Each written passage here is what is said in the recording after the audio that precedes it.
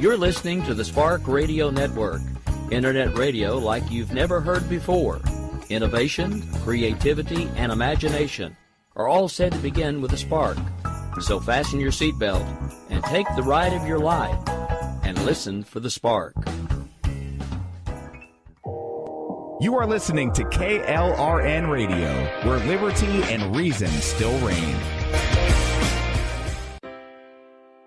Most writers and radio show hosts know that to connect with your fans, you need to do more than just write books or record the latest podcasts. There are many different elements that go into forming an online platform, but there are also many hidden traps. To make matters worse, solid advice on how to survive the muddy waters is scarce. In the book Hidden Traps, I talk about some of the important issues of working with an online platform, highlighting traps that could put your physical or internet security at risk or be harmful to your reputation. Are your social media posts just links with a few disjointed words, making you look like someone who can't complete a sentence? Did your new website cost you more than you anticipated? Are you leaking your personal contact details across the web without even knowing it? Then you need Hidden Traps. Hidden Traps is now available in paperback and ebook from a variety of retailers, including Amazon, Barnes & Noble, and Kobo. Visit blackwolfpublications.com for more details.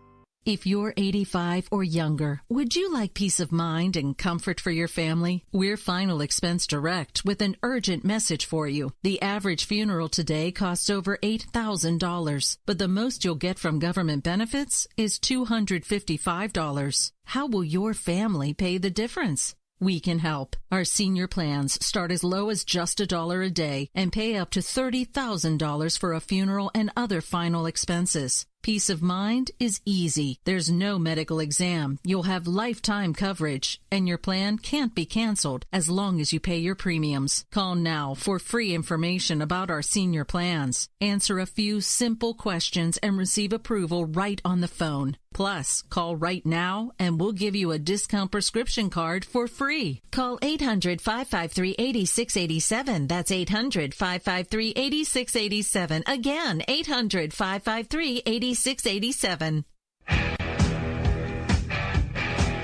KLRN Radio has advertising rates available. We have rates to fit almost any budget. Contact us at advertising@klrnradio.com.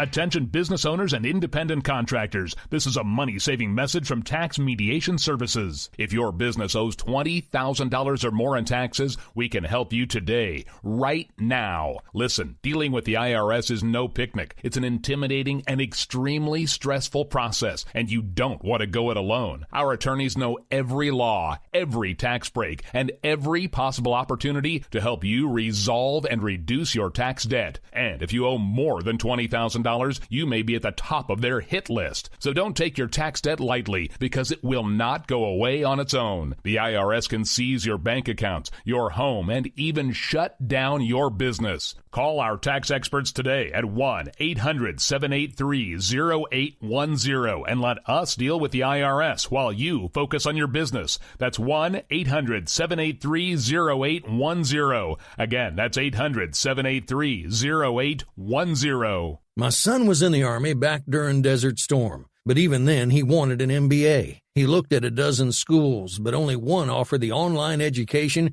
and flexibility he needed while he was in a tent in Iraq, Grantham University. Turns out that Grantham's been delivering affordable, relevant college and advanced degrees for over 65 years. Heck, if they can deliver a quality education to a soldier in a tent overseas, think about the flexibility Grantham can offer you so you can earn your degree too. It doesn't matter how complicated or full your life is. If getting a degree is on your bucket list, you'll want to do what my son did. You'll want to call Grantham. Find out how easy it is to get started on your education so you can check that college degree off your bucket list. Call Grantham right now, 800-910-1370. That's 800-910-1370.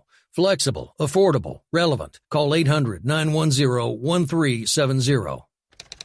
Sometimes riders feel lost, unsure why a passage may not be working. It takes another set of eyes to help us nurture our writing into full maturity. At Black Wolf Editorial Services, we strive to enable writers to develop and grow, offering manuscript critiques and line edits through a mentoring editorial style.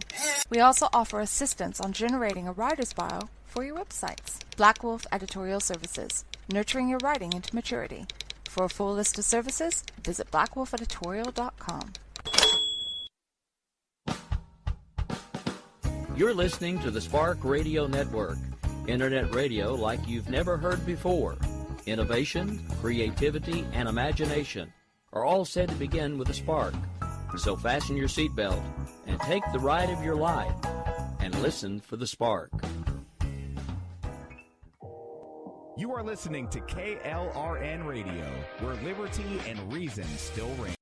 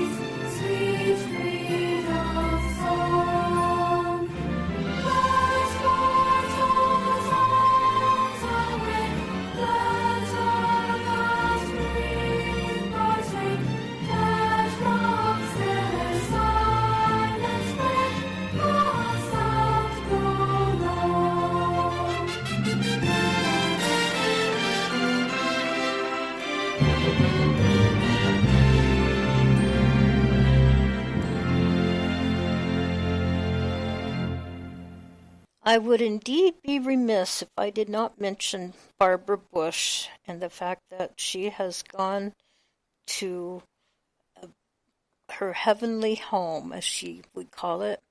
Former First Lady Barbara Pierce Bush died on April 17, 2018 at her home in Houston after an extended illness. She was 92. Barbara was wife of the 41st President of the United States and mother of the 43rd. Born on June 8, 1925 in New York City, Barbara Pierce was the third of 4 children of Marvin Pierce, president of the magazine publishing company McCall, and Pauline Robinson Pierce, whose father was an Ohio Supreme Court Associate Justice. In 1943, she graduated from Ashley Hall boarding school in Charleston, South Carolina, and entered Smith College in Northampton, Massachusetts. She was 15 years old when she met her future husband at a party in Connecticut while she was on Christmas break. They were engaged about a year and a half later and married in Barbara's following her freshman year. She left college following her freshman year and married George Bush, who was then a Navy torpedo bomber pilot while he was home on leave. They were married in Rye, New York, January 6, 1945. The former First Lady and former President George H.W. Bush had the longest-lasting marriage in presidential history of 73 years. Barbara has said George H.W. was the first man she'd ever kissed. They would have 6 children, George W., Pauline, who was called Robin, John, nicknamed Jeb, Nell, Marvin, and Dorothy, whom they called Doro. Robin died of leukemia at age 3. Barbara Bush wrote a book called Millie's Book that gives an account of the White House through her really cute and smart dog's way of thinking. She elevated literacy while her husband was in office.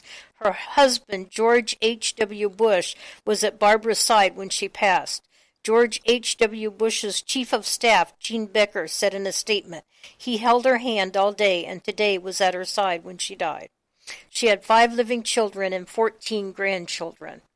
And then George H.W. Bush was in the hospital recently. He's out now, and as I understand it, he's on his way soon to his vacation home, which he seems to be very much looking forward to. This particular incident, I don't think there was much observation from the rest of the world.